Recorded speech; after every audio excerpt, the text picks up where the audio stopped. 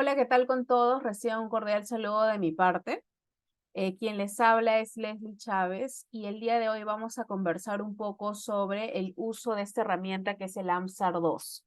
Bueno, vamos a hacer en realidad la sesión un tanto más entre teórica y práctica en realidad para ver cada uno de los puntos, cómo los podríamos aplicar en una revisión sistemática. Entonces vamos a ver a detalle cada uno de estos ítems. Bueno, declaro no tener algún tipo de conflicto de interés. Esta pirámide de evidencia, que es bastante conocida por todos, eh, me permitía de alguna manera esquematizar dónde o en qué punto de esta pirámide o en qué sección se encuentran justamente las revisiones sistemáticas. ¿No? Este tipo de estudio es un tipo de estudio secundario, ¿no? Que justamente tiene como unidad de análisis o analiza a los estudios primarios, ¿no? Ya sean ensayos clínicos aleatorizados, estudios no aleatorizados, estudios observacionales, por ahí reportes, series de caso, etcétera, ¿no? Entonces, dentro de alguna manera de esta pirámide de evidencia se encuentra en la parte superior, dado que por la característica que tiene esto en relación a que realiza una síntesis de evidencia con una metodología bastante rigurosa para dar respuesta a una pregunta de investigación que está bien definida, nos ayuda en el proceso de lo que es la toma de decisiones, ¿no? Nos ayuda y nos brinda bastante información al respecto. Sin embargo, hay que tener en cuenta que, eh, pues, actualmente nosotros tenemos una variabilidad de diferentes estudios en los cuales muchos de ellos, pues,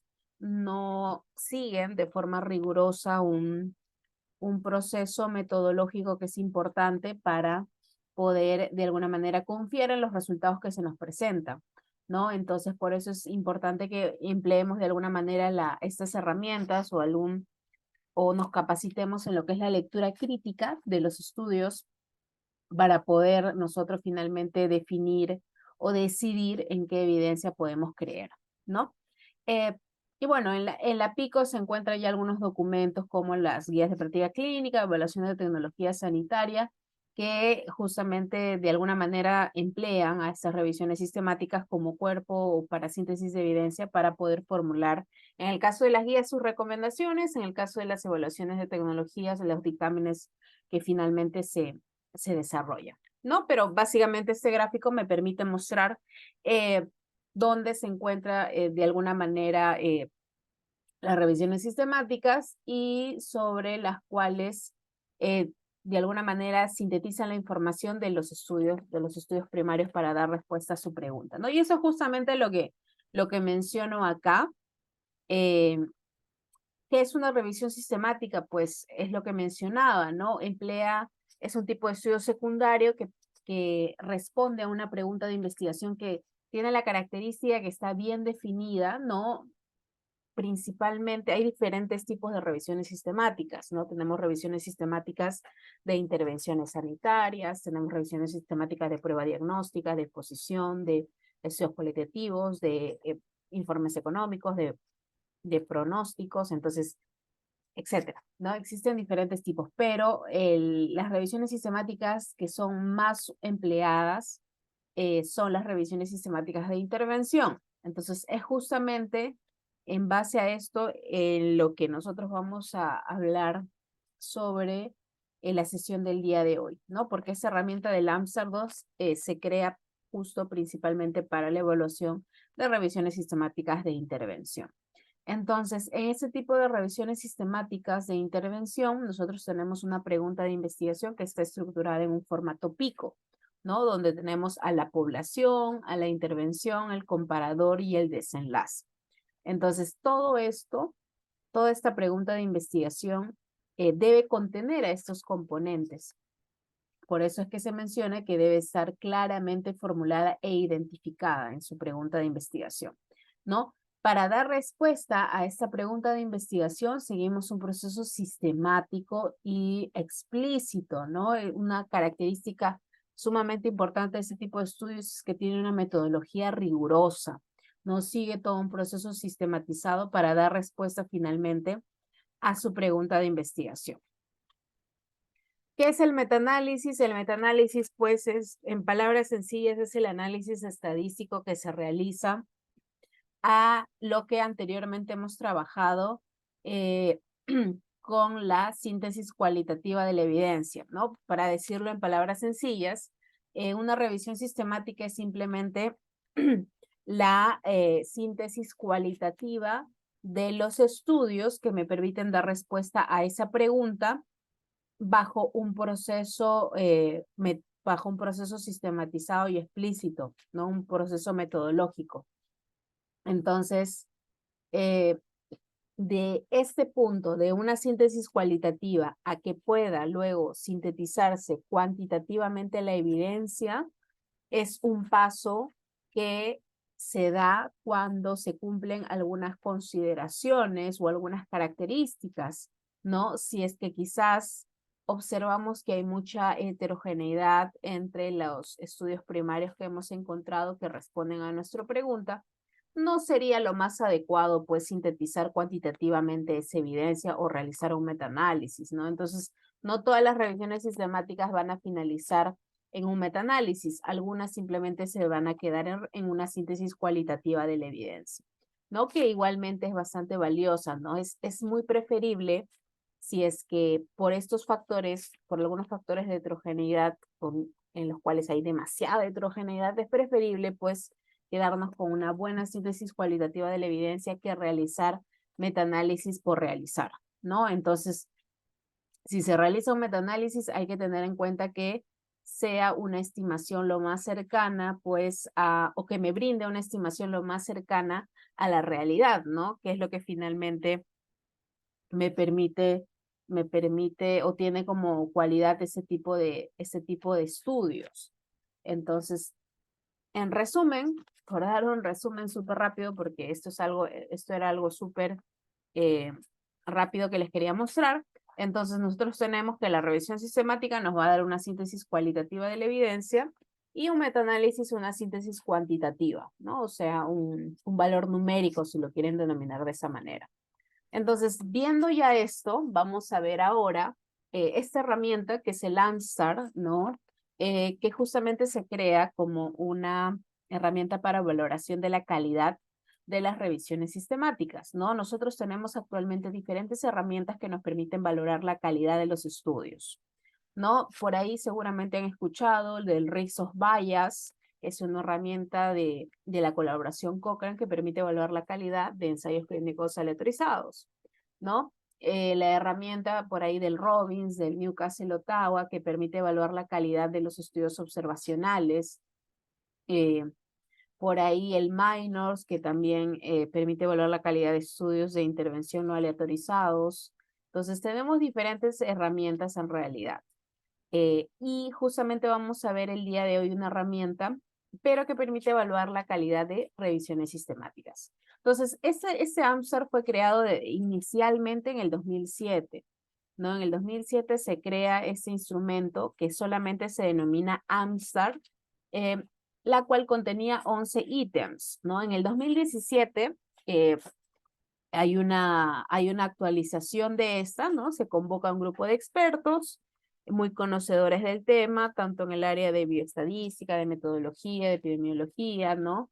En las cuales se busca, pues, desarrollar, se busca mejorar eh, algunos ítems y finalmente nos quedamos con el AMSAR 2, ¿no? Que es una herramienta que tiene 16 ítems, que es lo que vamos a ver en realidad el día de hoy, ¿no? Punto por punto dentro de o considerando un ejercicio práctico.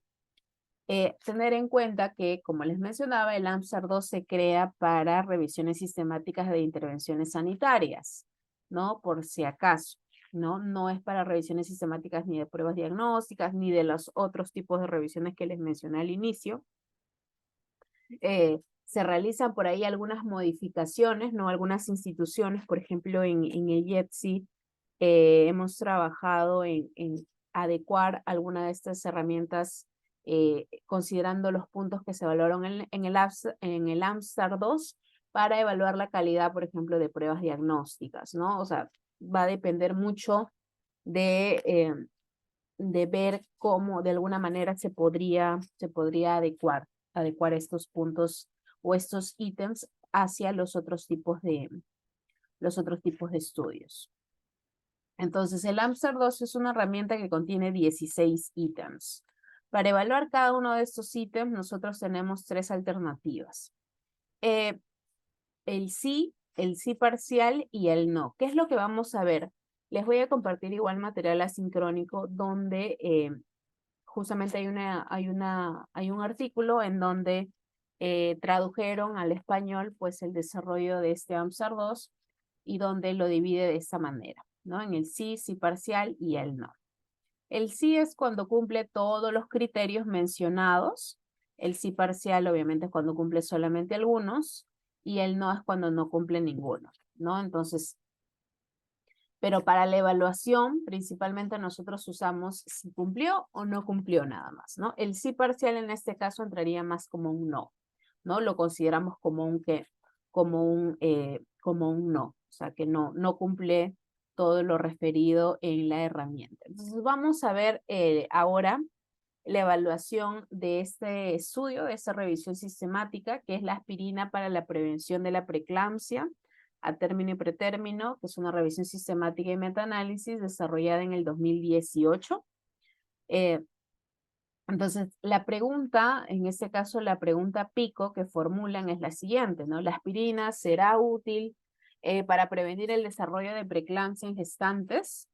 ¿No? Como les había dicho, una pregunta, la pregunta de investigación de revisiones sistemáticas de intervención contiene pues a la población, que en este caso son gestantes, a la intervención, que en este caso es la aspirina, ¿no? Quiero evaluar si es que esta será útil. El comparador en este caso podría ser un placebo.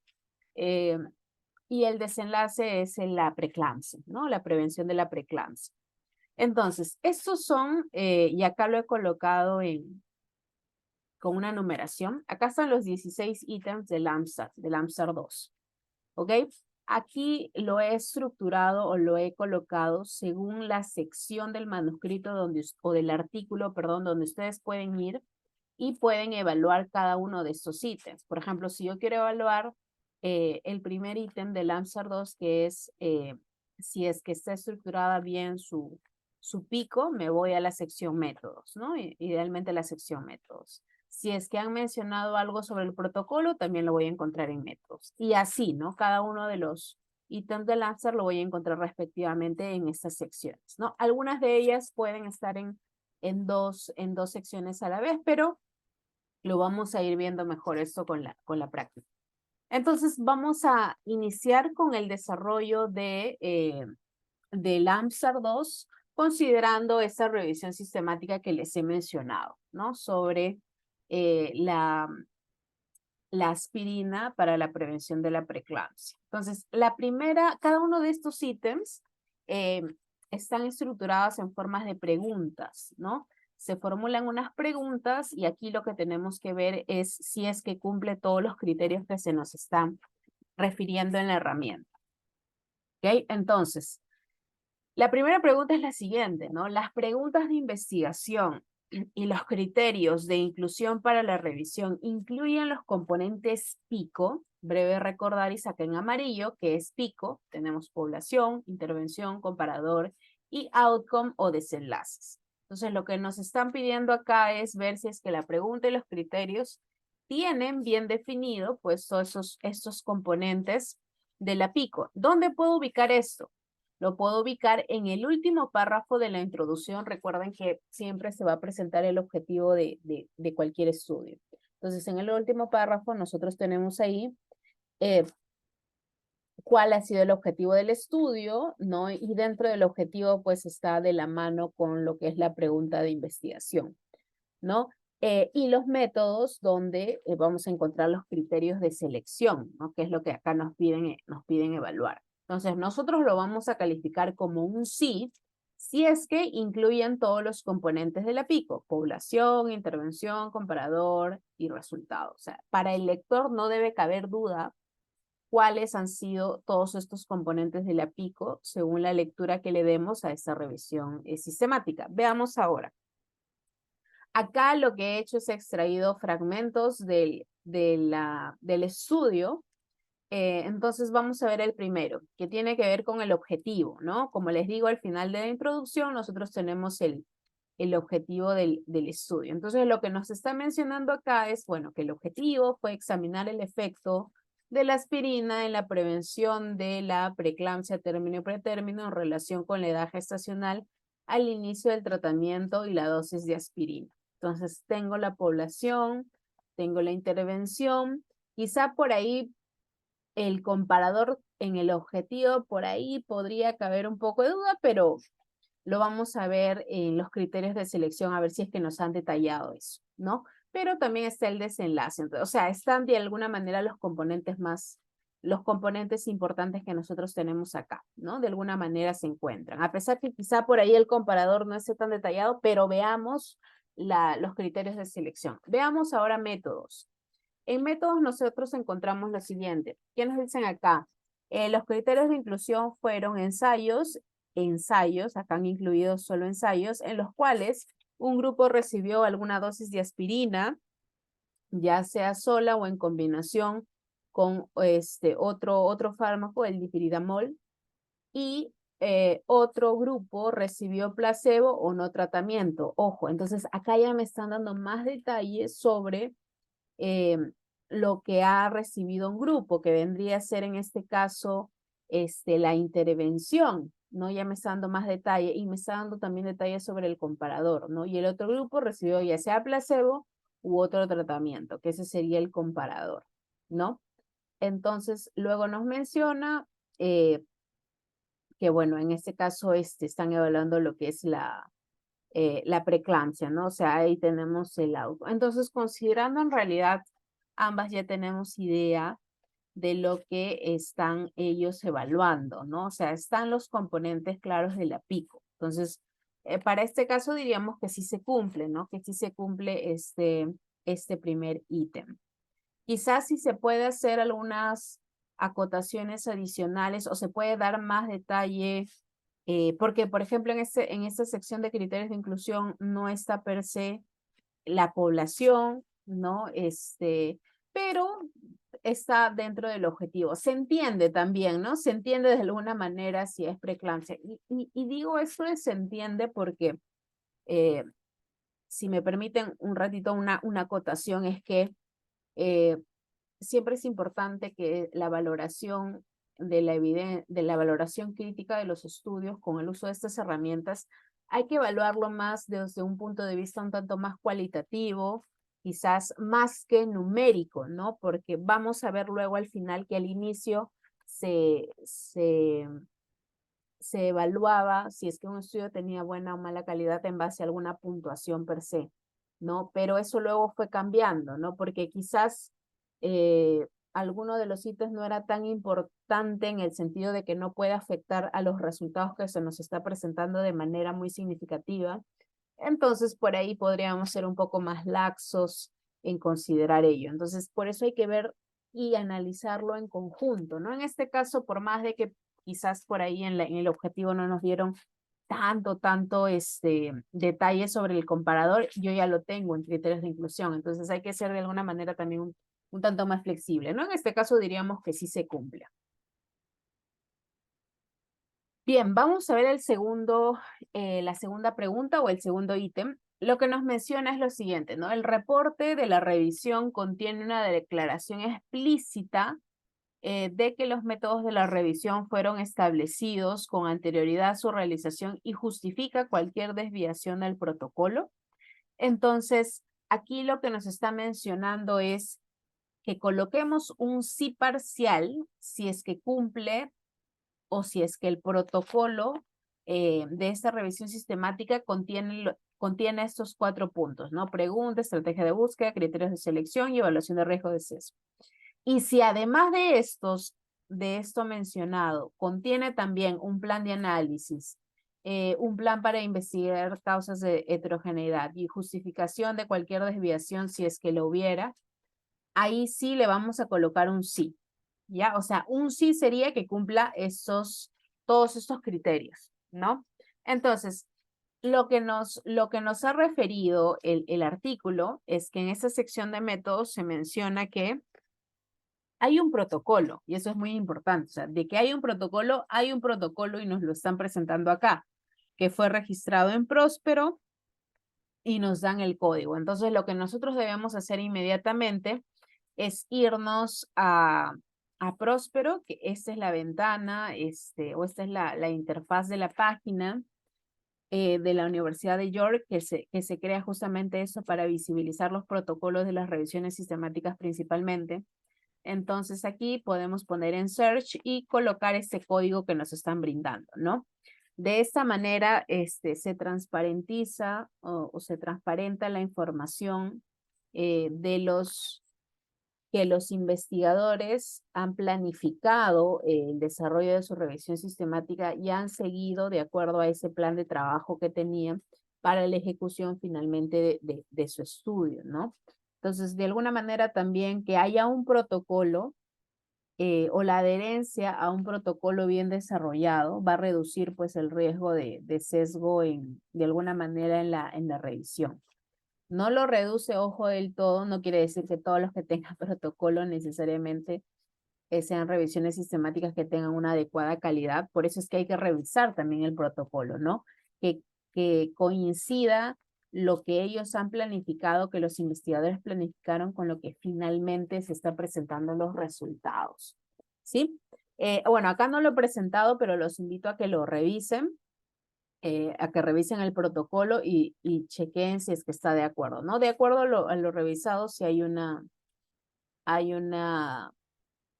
hay una similitud entre lo que estaban presentando, lo que planificaron y lo que finalmente nos están presentando. Bien, el punto número 3 es la siguiente, ¿no? Los autores de la revisión explicaron su decisión sobre los diseños de estudio a incluir en la revisión. O sea, si es que hubo una justificación de por qué incluyeron solo ensayos clínicos aleatorizados o por qué incluyeron solamente estudios no aleatorizados, o por qué incluyeron quizás ambos, ¿no? Entonces, aquí lo que nos dice es que esta revisión sistemática solamente fue de ensayos clínicos aleatorizados, solamente incluyeron. Pero no nos justifica, o sea, no nos dice por qué es solamente de ensayos clínicos aleatorizados. Entonces, si bien es cierto, no se está cumpliendo este ítem, nosotros sabemos pues que como esta revisión sistemática es una revisión sistemática de intervención, los estudios principales que se buscan incluir en este tipo de revisiones de intervención son justamente los ECAs, ¿no? Los ensayos clínicos aleatorizados. Entonces, de alguna manera no es tan, por así decirlo, no baja la calidad de esta revisión sistemática realmente que no hayan cumplido este ítem per se, ¿no? O sea, es bastante justificable que hayan incluido solo ensayos clínicos aleatorizados, ¿no? Lo que sí esperaría yo es que si, por ejemplo, aquí en este caso hubieran incluido solo estudios observacionales, entonces ahí sí espero que haya alguna justificación por parte de los autores, ¿no? ¿Por qué incluyeron solamente estudios observacionales? ¿No? Entonces, de repente, por ahí podrían decir porque no hay ensayos clínicos actualmente o dependiendo mucho del tema, ¿no? Obviamente en este tema sí sabemos que hay ensayos clínicos, ¿no? Pero quizás otro tema en donde no haya posibilidad de que se realicen ensayos clínicos por cuestiones éticas, ¿no? Yo qué sé, entonces en ese caso sí mencionarlo de todas maneras. No estamos incluyendo solamente estudios observacionales por tal motivo. Entonces, ahí sí esperaría alguna justificación, sobre todo si son revisiones sistemáticas de intervención. Sí, entonces en este caso, si bien es cierto, no se cumple, pero como les digo, no es algo tan preocupante, ¿no? Que no se cumple este ítem.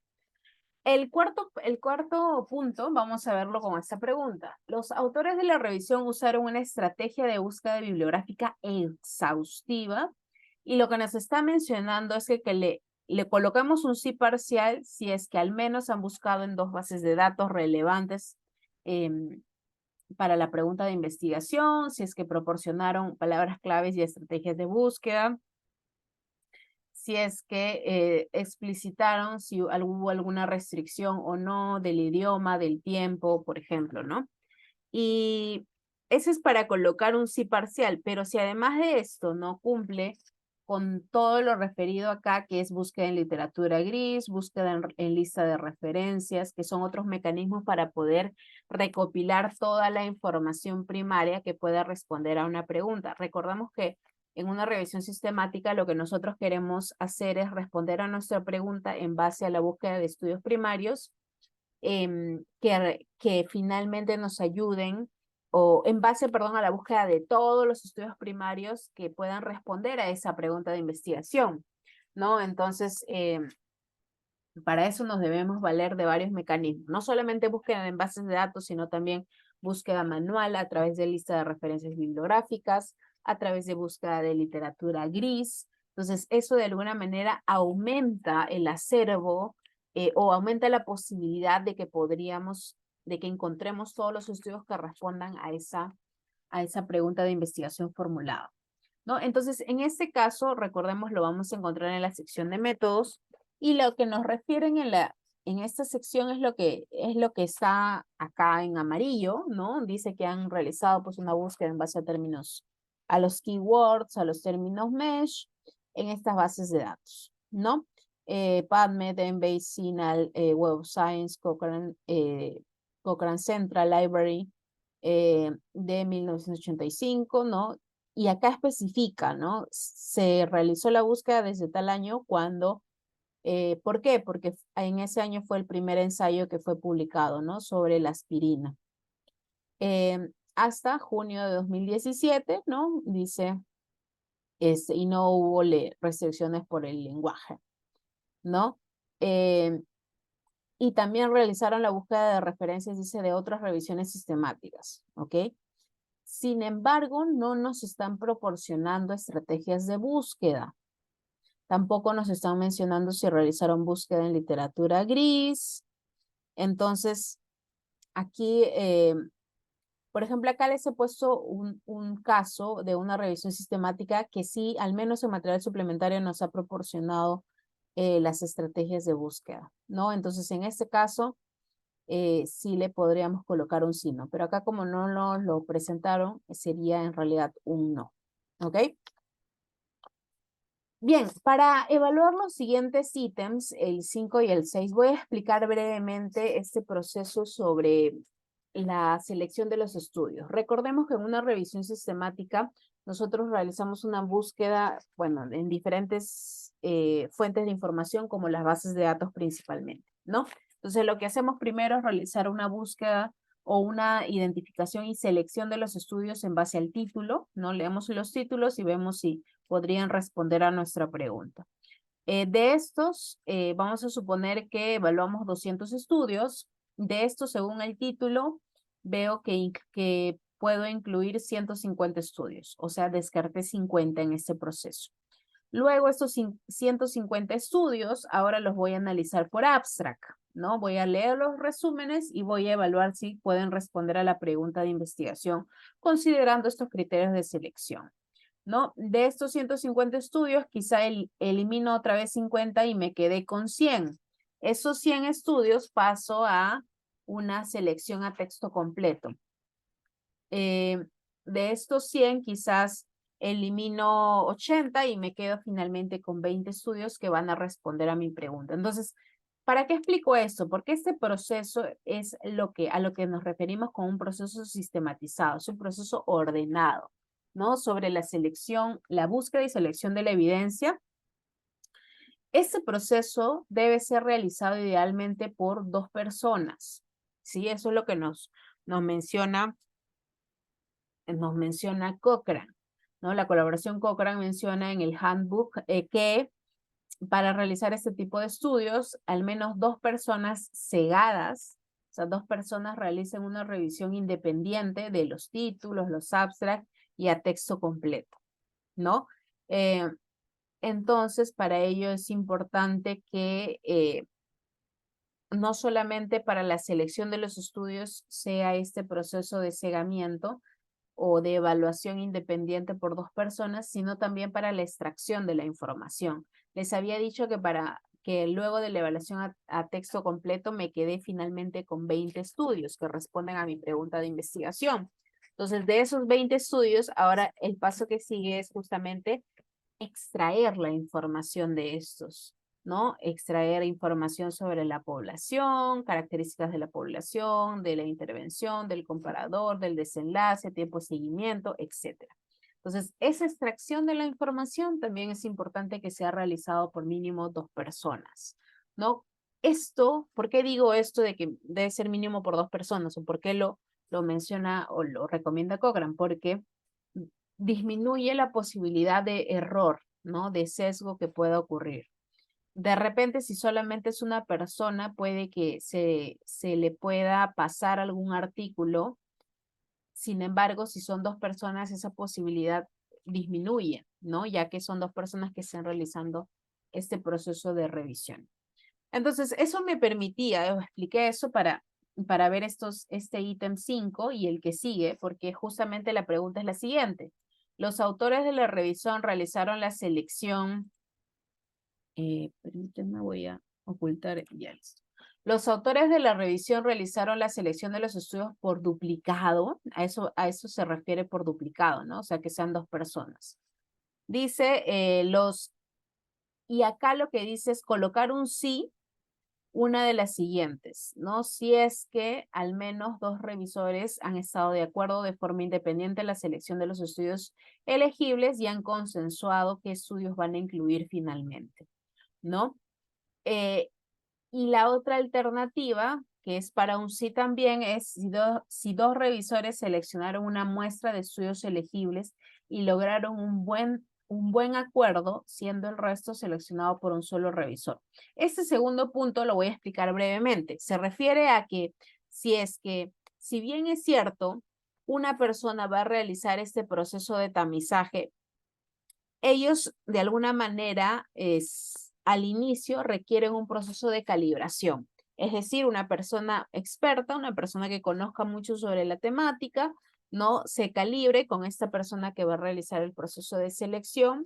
Puede seleccionar, pues, en este caso, al azar el 20% del total de estudios para que ellos para que se calibren y puedan tamizar, ¿no? Y lo que dice acá es que al menos deben lograr un acuerdo del 80% para que esa persona esté entrenada y pueda luego realizar el proceso solo, ¿no? Entonces, a eso se refiere. Podríamos considerar ambas opciones, pero siempre lo ideal sería esta primera opción, ¿no? Que 2 personas o 2 revisores vean esos estudios. Lo que nos dice acá es eso, no todas las situaciones fueron examinadas para identificar potenciales estudios relevantes, dice los abstracts de esos estudios fueron revisados por dos revisores independientes, ¿no? Entonces ya nos están mencionando acá. E incluso acá abajo dice cualquier desacuerdo fue resuelto por discusión o la opinión de un tercer revisor, ¿no? Entonces, de alguna manera nos están diciendo que la revisión fue dada por dos personas, ¿no? Aunque acá solamente nos dice sobre los abstracts, ¿no? Idealmente hubiera sido para cada una de las fases, ¿no? Recordemos que son título, abstract y luego evaluación a texto completo, ¿no? Entonces, pero bueno, nos están mencionando que 2 personas han revisado. Podríamos considerarlo en este caso como un sí, ¿ok? Luego nos menciona el punto número 6, es la siguiente pregunta. Los autores de la revisión realizaron la extracción de datos por duplicado, ¿no? Y lo que nos está mencionando, ya, lo que nos están mencionando acá es justamente lo que les decía, ¿no? Si es que este proceso de extraer la información también debe ser realizado por 2 personas idealmente. ¿Qué es lo que nos dice este primer apartado? ¿No? Que al menos 2 revisores alcanzaron consenso sobre los datos a extraer o que lo mismo, ¿no? Que 2 revisores se hayan calibrado, ¿no? Y que luego haya realizado este proceso un solo revisor, ¿no? Previa calibración. En toda la sección de metodología no refiere eso, no refieren que en la extracción de los datos de los estudios que incluyen finalmente, que en este caso fueron 16, no mencionan que fue realizado por 2 personas. Entonces, por eso es que en este caso le hemos colocado un no. ¿Ok? Veamos ahora el séptimo ítem. Los autores de la revisión proporcionaron una lista de estudios excluidos y justificaron las exclusiones. Entonces, lo que nosotros debemos colocar acá o detallar acá es lo siguiente. Y quiero volver rápidamente a este gráfico de acá o este esquema de acá. En este proceso, cuando estamos seleccionando el texto completo, hacemos un recordar y recordemos que había mencionado que había evaluado 100 estudios a texto completo, ¿cierto? De estos había eliminado 80 y me quedé finalmente con 20, ¿ya?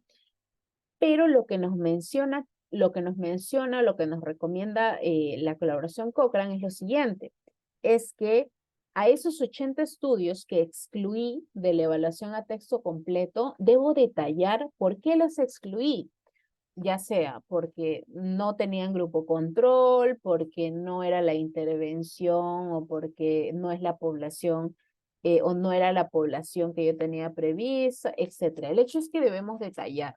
En este estudio no se detalló, ¿sí? No se brindó detalles sobre cuáles fueron los criterios de selección, o perdón, cuáles fueron las razones de exclusión de esos estudios que se valoran a texto completo. Por ahí solamente nos mencionan en el diagrama de flujo, pero algo muy somero. Lo que se tiene que hacer es algo como esto, más o menos esto lo he sacado de otra revisión sistemática, donde, bueno, al menos, ¿no? Al menos nos menciona por qué o cuál ha sido la razón principal del por qué no han incluido estos 45 estudios. Digo al menos porque hay otras revisiones donde les dan más detalle, ¿no? Acá han sido bastante escuetos con los comentarios, pero de alguna manera se comprende, ¿no? Al menos ya acá tenemos los apellidos y años de los estudios. Esto es muy importante porque una persona que está leyendo el documento y de repente por ahí le sorprende que algún estudio que pensó que podía responder a su pregunta no fue incluido por los autores. Entonces, esta lista facilita a que tengamos claro por qué los autores lo excluyeron, ¿no? De repente no tuvimos previsto algo que los autores sí, entonces ya con eso nos facilita la revisión, porque recuerden que es clave que encontremos o que incluyamos solo los estudios que respondan a nuestra pregunta de investigación. ¿Ok? Entonces en este caso no se cumplió, ¿sí? El 7 no se cumplió y por eso le ponemos un aspa. Vamos al 8. Los autores de la revisión describieron los estudios incluidos con suficiente detalle. Entonces acá le colocamos un sí parcial si es que se describe población, intervención, comparador, resultados, diseños de investigación y le colocamos un sí completo cuando hay detalle, ¿no? Cuando hay detalles sobre las características de la población, sobre el ámbito del estudio, un marco temporal o un tiempo de seguimiento, cuando hay detalles sobre el comparador, la intervención.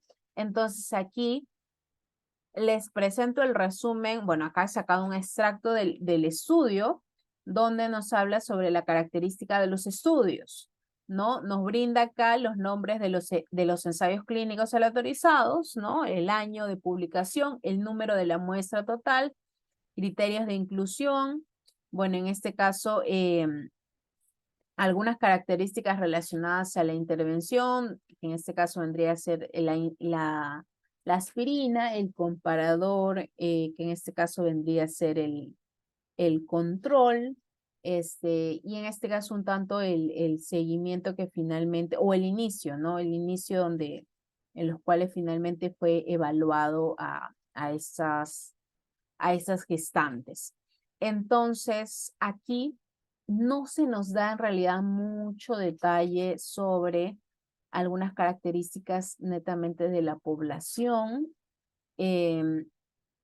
Quizás por ahí se podría considerar cuando han colocado acá algunas características de criterios de inclusión, pero aún así, ¿no? Lo ideal es que esta tabla 1 tenga suficientes detalles como para que el lector pueda tener la información completa sobre cada uno de los estudios, ¿no? Al menos deben tener una información más o menos completa de cada uno de los estudios.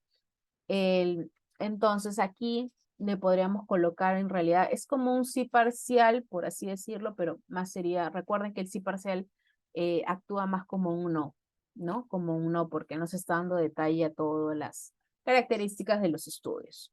Veamos ahora el ítem número 9, ¿no? Los autores de la revisión usaron una técnica satisfactoria para evaluar riesgo de sesgo de los estudios individuales incluidos en la revisión. Entonces, lo que nos está diciendo acá es si es que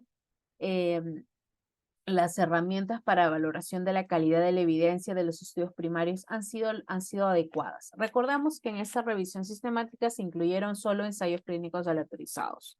Entonces, la herramienta para evaluación de ensayos clínicos aleatorizados es el Rizos Bias o de la colaboración Cochrane, que es lo que justamente ellos han evaluado, ¿no? La cual se caracteriza en estos 7 ítems, han utilizado el Rizos Bias 1.0 y donde nos presentan acá, ¿no? El riesgo de sesgo que tienen estos 16 estudios que ellos han incluido, en los cuales vemos acá que el verde significa bajo riesgo de sesgo, el amarillo que es un riesgo de sesgo no claro, ¿no?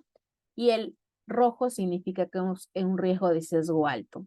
Este tipo de gráficos no es tan ilustrativo como este otro tipo de gráficos que les voy a... Bueno, en este caso de todas maneras cumplió porque ha empleado una adecuada herramienta para valorar la calidad de los estudios de los, que en este caso vendría a ser de la colaboración Cochrane, ¿no?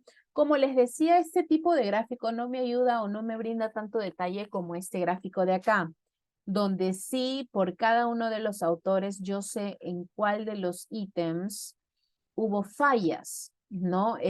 Me brinda más detalle. Entonces, este gráfico de acá es un gráfico un tanto más compilado, ¿no? Nos brinda la información de todos los estudios, pero no me brinda información de cada uno de los estudios. Entonces, preferible, bueno, bueno, ya es cuestión un poquito de gustos y preferencias que quizá para el lector es mucho más o para una persona que está realizando una valoración crítica de los estudios, que te lo presentan de esta manera, ¿no? Entonces, más o menos, aquí vemos las dos formas como se pueden presentar estas figuras que representan la valoración de la calidad de los estudios primarios, ¿no? Entonces, bueno, igual para este caso le colocamos un sí, como le mencioné. Vamos con el 10. Los autores de la revisión reportaron las fuentes de financiación de los estudios incluidos.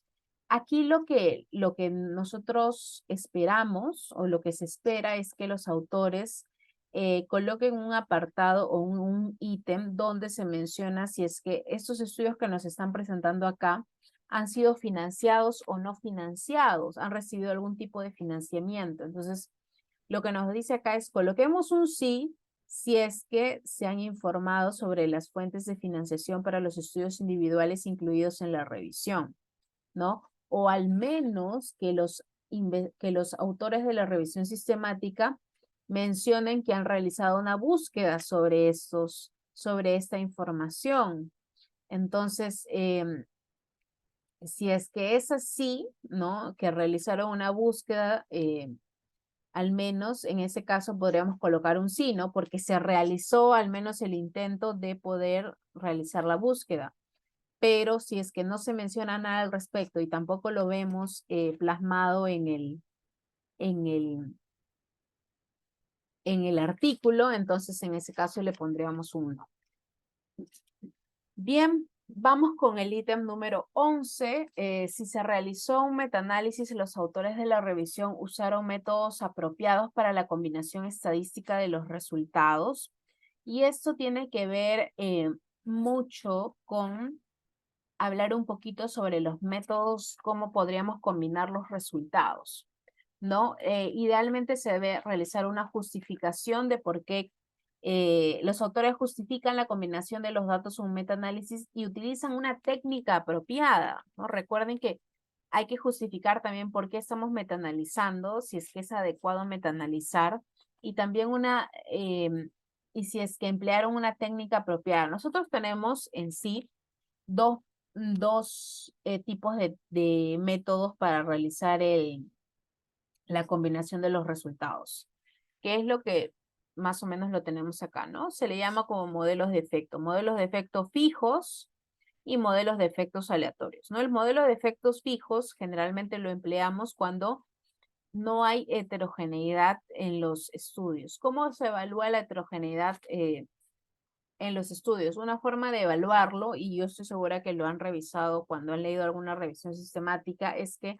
lo que mencionan es si es que el I cuadrado, que es un estimador estadístico para evaluar heterogeneidad, si es que el I cuadrado es menos del 30% o menos del 40% según lo que menciona Cochrane, pueden realizar un modelo de efectos fijos porque la heterogeneidad no es tan alta, ¿ya? Sin embargo, si es que el I cuadrado es más de ese número, de ese 40%, habría que realizar un modelo de efectos aleatorios. Esa es una forma como se podría decidir si es que empleamos un modelo de efectos fijos y un modelo de efectos aleatorios, ¿no? Sin embargo, como realizadores de este tipo de estudio, hay que evaluarlo o evaluar estas fuentes de heterogeneidad, no tanto solo del punto de vista estadístico, sino también del punto de vista de heterogeneidad metodológica, heterogeneidad clínica, porque hay diferentes fuentes de heterogeneidad, por eso es que acá también nos mencionan, ¿no? Hay que investigar o evaluar esas fuentes de heterogeneidad que puedan haber, ¿no? Entonces, para eso es muy importante. En este caso, lo que nos mencionan los autores es que ellos calcularon riesgos relativos, bueno, con intervalos de confianza y usaron para todo un modelo de efectos aleatorios. ¿Por qué usar un modelo de efectos aleatorios? Porque ellos de por sí ya consideraban que había una heterogeneidad en los estudios. Entonces, para todos sus metaanálisis usaron un modelo de efectos aleatorios. Entonces, de alguna manera ya está justificado, ¿no? Porque emplearon esa técnica estadística para calcular sus RRs, ¿no? Que es lo que finalmente ellos esperan evaluar. Miren, a pesar de que por ahí en algunos casos el I cuadrado es 0%, decidieron emplear el modelo de efectos aleatorios porque había otras fuentes de variabilidad un tanto más en características de la población, por ahí de la metodología, entonces decidieron ellos ya emplear este tipo de técnica, ¿no? Con el modelo de efectos aleatorios. Entonces, igual ahorita quizá por el tiempo no puedo dar tantos detalles o irme tan en profundidad, pero igual al final les voy a dejar mi correo por si tuvieran alguna consulta. Esto de establecer los puntos de corte para el I cuadrado es un poco variable entre los estudios. Esto de establecer el punto de corte al 40%, o sea, si es que es menor a 40% uso un modelo de efectos fijos, si es que es mayor al 40% uso un modelo de efectos aleatorios, es lo que menciona o recomienda Cochrane, pero van a ver que en diferentes estudios se establecen algunos puntos de corte diferentes, ¿no?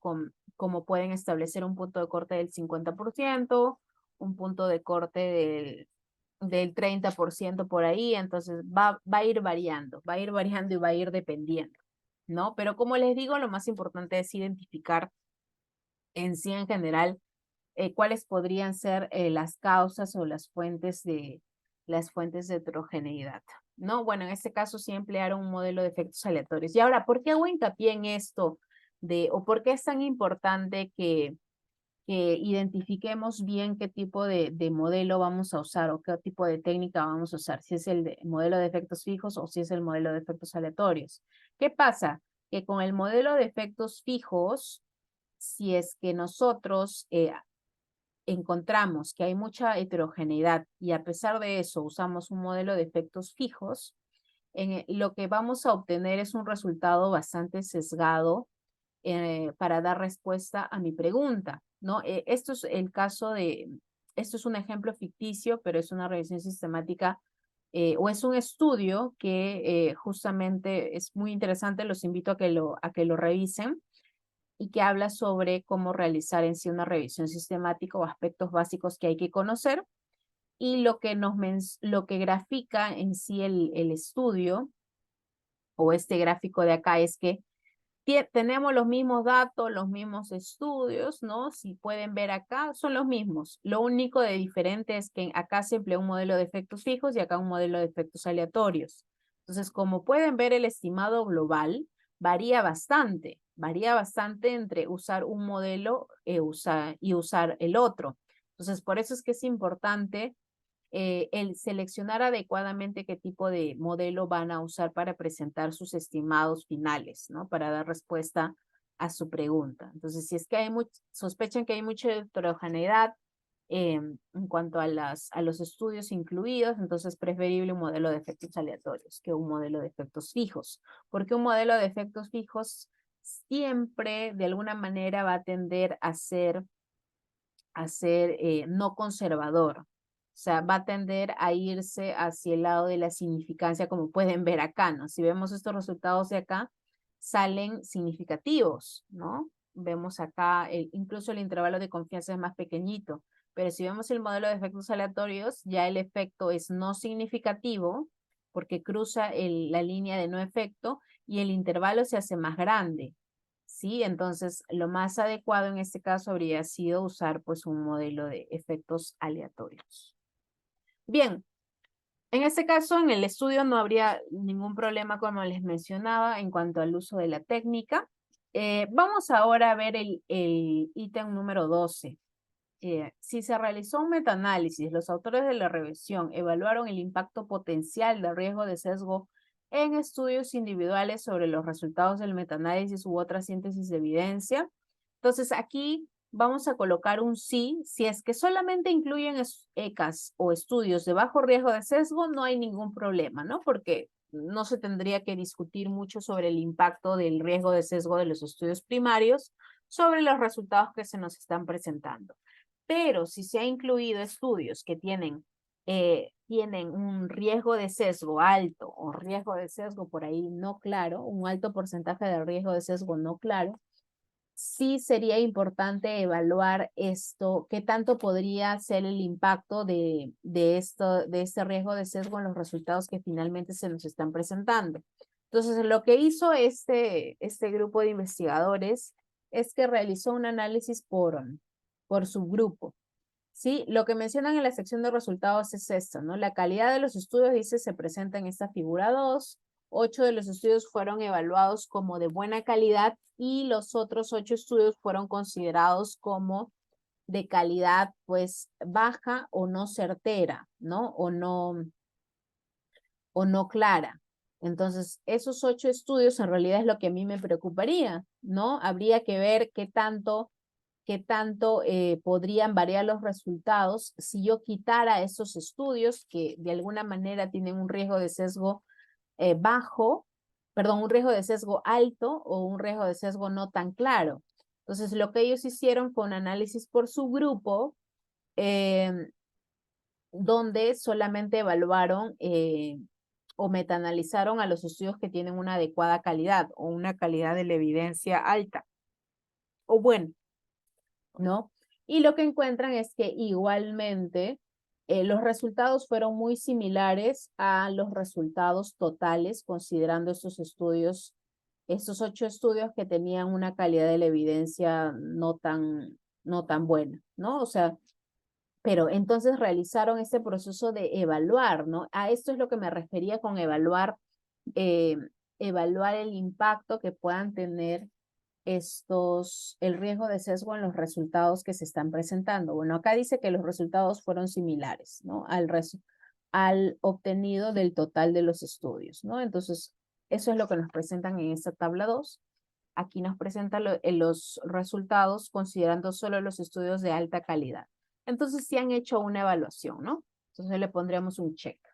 Vamos con el 13, donde mencionan lo siguiente. Los autores de la revisión consideraron el riesgo de sesgo de los estudios individuales al interpretar y discutir los resultados de la revisión. O sea, aquí ya lo que nos está pidiendo es que los investigadores hayan discutido sobre el impacto de estos resultados en la revisión, ¿no? Y aquí lo que nos mencionan es que Bueno, acá menciona que realizaron su análisis por su grupo, era lo que ya les he presentado, ¿no? Y mencionan pues que en realidad no cambiaron los resultados, ¿no? O sea, drásticamente no cambiaron. Igual se siguió viendo un efecto beneficioso, por así decirlo, de brindar aspirina para la prevención de la preeclampsia, ¿no? En estos análisis que realizaron. Incluso en los análisis por su grupo que realizaron según semanas de gestación y según la dosis, ¿no? La dosis de aspirina. Y lo que se menciona en la sección de discusión es eso, ¿no? Que mencionan que igualmente obtuvieron resultados similares, considerando estudios de alto, considerando los estudios que tenían una adecuada calidad de la evidencia. Entonces aquí le colocaríamos un check, ¿no? Porque sí realizaron de alguna manera el proceso de evaluación y también de alguna manera lo mencionaron también en su discusión, ¿no? No hubo potencial, no hay potencial preocupación en realidad por eso, porque intentaron evaluar, ¿no? El impacto de del riesgo de sesgo en los resultados finales. Veamos ahora el punto 14 que tiene que ver con la heterogeneidad. Dice, los autores de la revisión proporcionaron una explicación satisfactoria y discutieron cualquier heterogeneidad observada en los resultados de la revisión. Entonces, aquí vamos a colocar un sí para cualquiera de estas dos opciones. Si es que no hubo heterogeneidad significativa entre los resultados, podemos colocar un sí. Si es que hubo heterogeneidad y los autores investigaron las fuentes de heterogeneidad, también podríamos colocar un sí. Entonces, lo que nos mencionan acá es que sí hubo una alta heterogeneidad dentro de los estudios. Dice que fue más del 50% según el I cuadrado, ¿no? Les había dicho que ese I cuadrado permite evaluar pues la heterogeneidad estadística, ¿no? De los estudios. Y lo que dice es que sí, ¿no? Sí hubo heterogeneidad y que por eso justamente ellos realizaron, pero no encontraron heterogeneidad en los análisis por su grupo. Ellos realizaron un análisis por su grupo considerando el inicio del tratamiento, si fue menos de las 16 semanas de gestación y la dosis diaria de aspirina, ¿no? Cuando realizan el análisis por su grupo ya no encuentran esa heterogeneidad, ¿no? Entonces, de alguna manera, una forma de abordar la heterogeneidad es esta, ¿no? Realizar análisis por su grupo, pero obviamente ese subgrupo debe tener un sentido, o sea, debe haber algún sustento lógico de por qué yo quiero evaluar el efecto, en este caso de la aspirina en la prevención de la preeclampsia según semana de gestación y según la dosis de aspirina. Y sí lo hubo, ¿no? Porque los autores lo mencionaron. Entonces, si es que hay algún sustento y por eso están realizando ese análisis por su grupo, entonces estaría de acuerdo, ¿no? Sin embargo, respecto a esto de la heterogeneidad que encuentran en los estudios, no brinda más detalle, ¿no? En la discusión, perdón, en la discusión no mencionan o no tratan de identificar cuáles fueron esas fuentes de heterogeneidad que hubo para que se encuentre en este caso una alta heterogeneidad entre los estudios, no más del 50%. No lo menciona, ¿no? Por eso es que en este caso le colocamos un no, porque no realizaron ese proceso de identificar. Luego en el 15 tiene que ver con la sospecha del sesgo de publicación, ¿no? Sospecha del sesgo de publicación. Y lo que nos dice acá es lo siguiente. Si se realizó una síntesis cuantitativa, los autores de la revisión llevaron a cabo una adecuada investigación del sesgo de publicación y discutieron su probable impacto en los resultados de la revisión. Entonces, lo que nos está pidiendo acá es que los autores o los investigadores hayan evaluado, ¿no? Si es que hubo algún tipo de sospecha de que se haya producido un sesgo de publicación. Es decir, que no hayamos podido identificar todos los estudios que puedan responder a esta pregunta. Para verlo de forma sencilla, la forma gráfica, cómo se evalúa el sesgo de publicación es a través de este panel plot que podemos ver acá y que nos presenta esta revisión. Y lo que esperamos encontrar acá es que haya una simetría, ¿no? Todos estos puntos de acá son los estudios.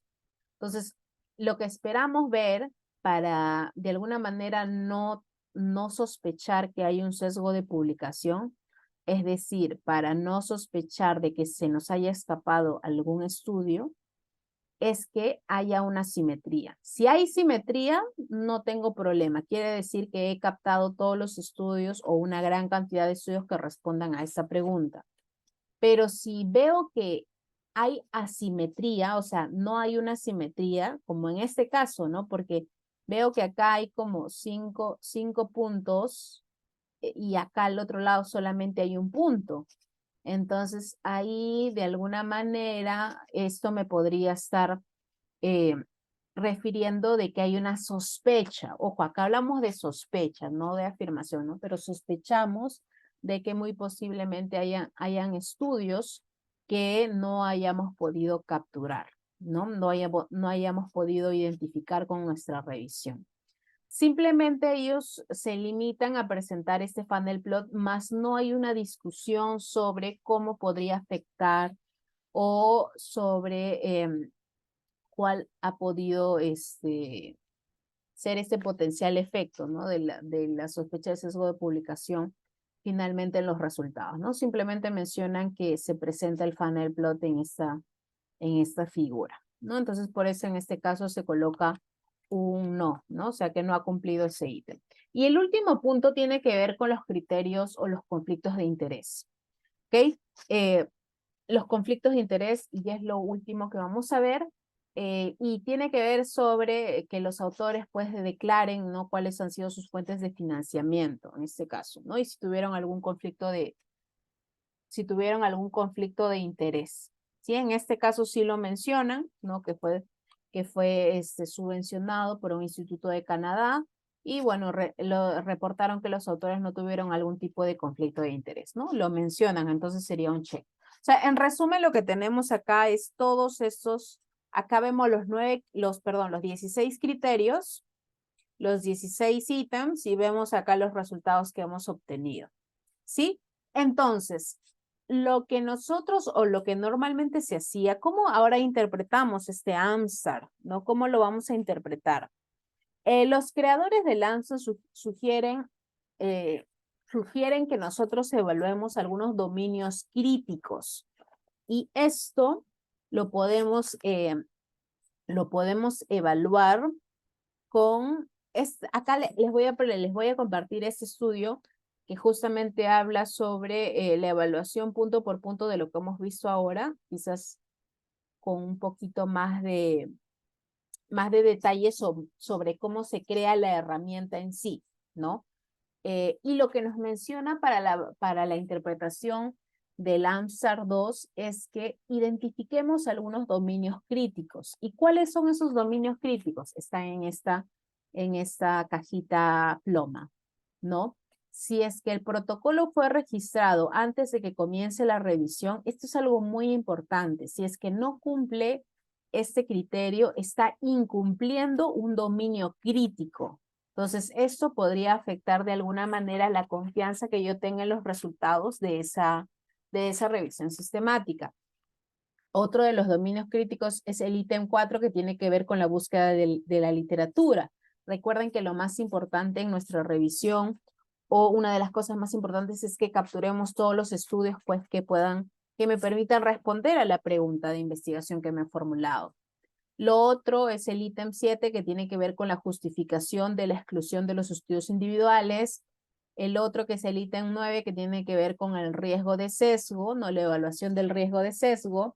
El otro es sobre métodos apropiados para realizar el metaanálisis, lo que les expliqué muy someramente sobre lo que es el método de efectos fijos y modelo de efectos aleatorios, que es el ítem 11. Lo otro, consideración del riesgo de sesgo cuando interpretamos los resultados, que tiene que ver con el ítem 13. Y evaluación, pues, de la sospecha del sesgo de publicación, que tiene que ver con el ítem 15. Entonces, ¿cómo se interpreta? Vamos a considerar una confianza alta o una calidad de la revisión sistemática alta cuando no tenemos ninguna debilidad crítica o tenemos una debilidad, pero no crítica, no crítica. Las debilidades no críticas serían pues todos los otros ítems, ¿no? Que hemos visto. Entonces, si no tiene ninguna debilidad o tiene una debilidad no crítica, podríamos considerar a esa revisión sistemática como una que tiene una calidad de la evidencia alta, ¿no? Moderada es cuando tiene más de una debilidad, pero no crítica, ¿ok? Y ya cuando tiene al menos una debilidad crítica, ya la confianza en esa revisión se considera como baja, ¿no? Si tiene una debilidad crítica con o sin debilidades no críticas, ya de por sí, o sea, por eso es tan importante identificar a estos dominios críticos. Si ya sé que ha cumplido alguno de estos dominios, ya de por sí la calidad va a partir desde baja, ¿no? Ya críticamente bajo es cuando ya incumple dos dominios, ¿no? Más de una debilidad crítica, con o sin debilidades no críticas, ya se califica como una calidad críticamente baja para esa revisión sistemática. ¿Okay? Lo que antes se hacía era clasificar según un puntaje, ¿sí? Pero como les digo, lo más importante de estas herramientas es más que nada una evaluación cualitativa y justamente en base a ello es que se reúnen pues todos los creadores del AMSAR y permiten o nos brindan esta forma de poder interpretar mejor la calidad de la evidencia de este tipo de revisiones, de ese tipo de estudios, ¿no? Como revisiones sistemáticas. Entonces, igual les voy a compartir este material y bueno, les quiero agradecer por su atención. Disculpen quizá que me pasé unos minutos, pero eso era lo que les quería compartir. Bueno, que tengan un buen día. Muchas gracias.